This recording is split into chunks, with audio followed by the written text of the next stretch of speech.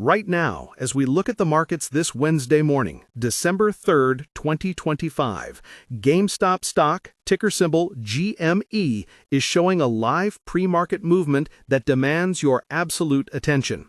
We are seeing the stock hovering right around the $22.99 mark, pushing up slightly by about 0.8% from the previous close of $22.79.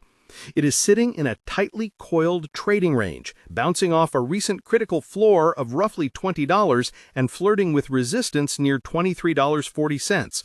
The intraday action is characterized by a deceptive calmness, a flatline pulse that often precedes a significant cardiac event in the market.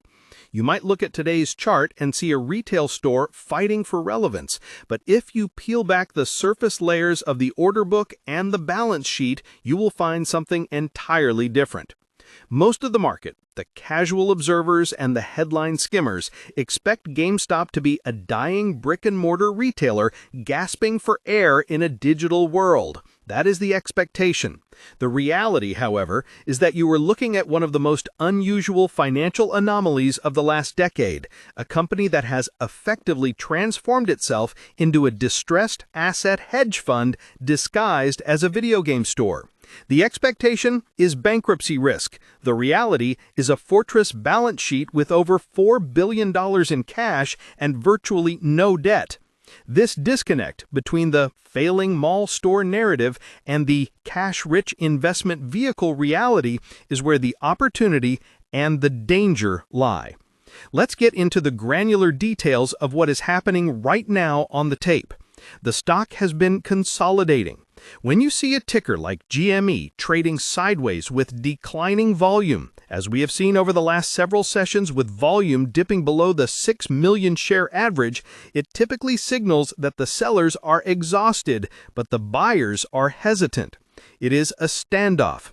We are seeing the Relative Strength Index, or RSI, hovering in neutral territory, refusing to commit to overbought or oversold conditions. This is the calm before the earnings storm, with the Q3 report looming just around the corner on December 9th or 10th.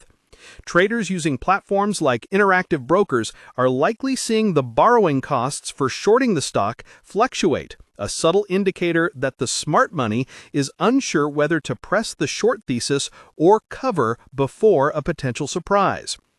If you are holding GME in a Robinhood account or through SoFi Invest, you've probably noticed the fatigue in the chat rooms.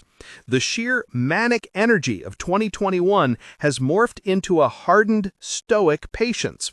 The price action today reflects that. We saw a dip recently to a 52-week low of $19.93. That level is paramount. That level is critical. It acted as a massive psychological floor. The moment GME touched that sub-$20 zone, buyers stepped in. This tells us that there is a definitive valuation floor where the market says, okay, at this price, the cash on the books alone makes the stock a buy. The volume profile today is thin, which means volatility could spike at any moment. A single large institutional block trade or a sudden shift in sentiment could send this soaring past $24 or tumbling back to $21.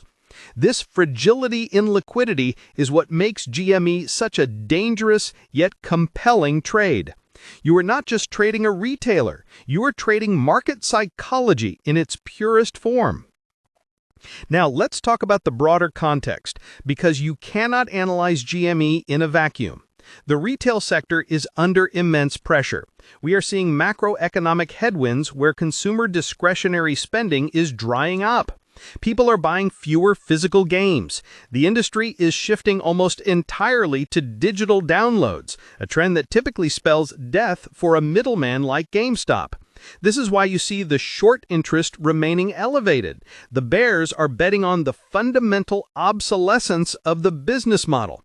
And if you only looked at the income statement, the operational losses, the shrinking revenue from software sales, you would agree with them. But here is where the contrarian take comes in, the reality that challenges the expectation. GameStop is no longer just dependent on selling Call of Duty discs. Under the leadership of Ryan Cohen, the company has utilized the volatility of its own stock to raise massive amounts of capital. They sold shares when the price was high, not to pay off desperate debts, but to stockpile cash. This is a maneuver that very few distressed companies pull off successfully. It effectively puts a floor under the stock price because the company can, in theory, buy back its own shares or acquire other profitable businesses to offset the retail decline. When you open your Fidelity mobile app or look at your Schwab Intelligent portfolios, you are typically told to look for earnings growth and PE ratios. GME defies that logic. You have to value it almost like a special purpose acquisition company, a SPAC. You are buying a management team and a bank account. The actual stores? They are almost a legacy asset at this point, a cash burn problem that needs to be managed while the real value is unlocked through capital allocation. This brings us to the institutional activity we are seeing today. While retail investors on Robinhood and Webull often get the credit for GME's moves, the institutional landscape is shifting. We are seeing passive flows from major index funds like Vanguard and BlackRock remaining steady simply because GME is part of the indices they track. However, the active managers, the hedge funds, are playing a dangerous game of cat and mouse. They know that shorting GME here at $22.82 is risky because the downside is limited by that cash pile, while the upside risk, a squeeze, is theoretically infinite. Speaking of squeeze mechanics, let's look at the options chain. The implied volatility on GME options is creeping up as we approach the earnings date. This means the market is pricing a move. If you're trading on Interactive Brokers, you might notice that the premiums for call options are staying resilient even on down days. This skew suggests that traders are willing to pay up for upside protection. They are terrified of missing another run.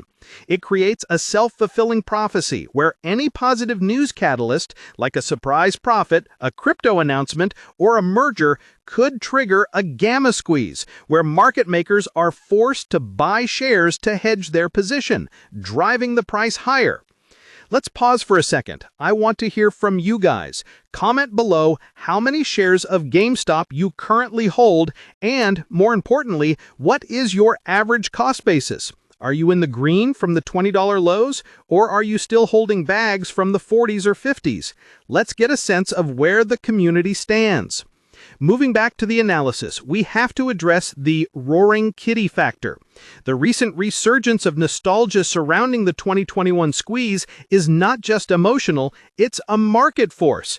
When social sentiment spikes, algorithms that track social media volume, often used by high-frequency trading firms, kick into gear. They start front-running the potential retail wave. This is why you will see GME spike 5% on no news. It's the algorithms reacting to the possibility of a retail frenzy. It creates a feedback loop that disconnects the stock from its fundamentals entirely. However, we must be realistic about the business itself. The legacy business is shrinking. In the last few quarters, we have seen revenue declines in the double digits. This is the ugly side of the trade. If you are a fundamental investor looking for a safe place for your Fidelity IRAs or Fidelity mutual funds, GME is a terrifying prospect. They are closing stores, cutting costs, and trying to shrink their way to profitability. The hope is they can cut expenses faster than revenue falls. If they can post a surprise profit in Q3, even a small one, it proves that the bleeding has stopped. That would be a massive bullish catalyst. But if the losses widen, or if the cash burn accelerates, that $20 floor we talked about could shatter. The strategic pivot is the biggest unknown. What are they going to do with the money? There is speculation about them becoming a holding company, investing in other equities or crypto assets. We know they've dabbled in Bitcoin.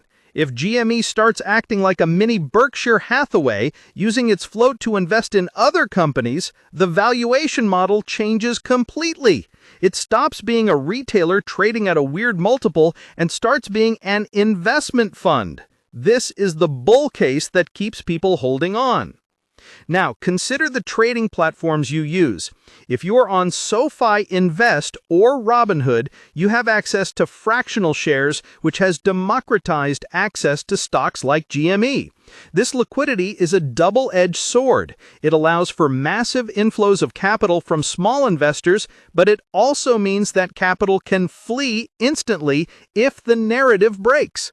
Unlike institutional capital, which moves slowly, retail capital is flighty. It chases momentum. Right now, GME has no momentum. It is chopping. This chop is designed to frustrate you. It is designed to make you sell out of boredom right before the move happens. We also need to look at the technicals on a weekly time frame. GME is forming what looks like a long-term base. After the massive crash from the 2021 highs, the stock has spent the better part of 2 years grinding